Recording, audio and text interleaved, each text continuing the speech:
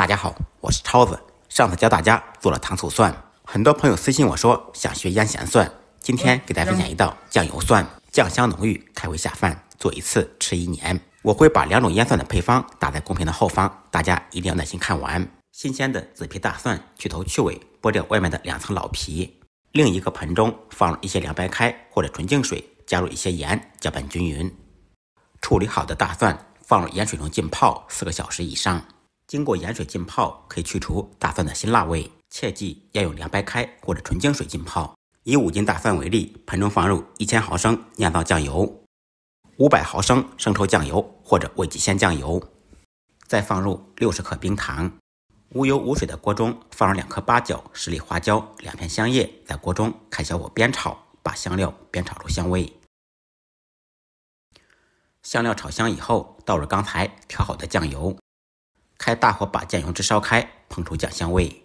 大火烧开锅以后，再放入500毫升纯净水，稀释一下咸味。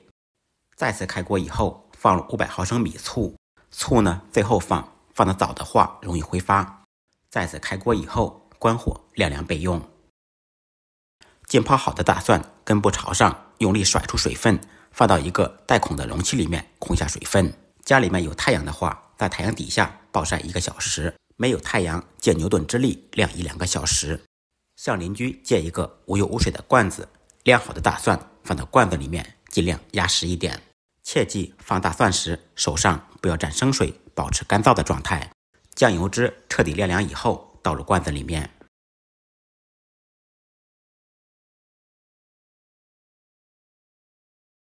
最后再倒入1.82年的白酒，这样不容易变质，储存的时间更久。盖上盖子，腌制1个月就可以食用了。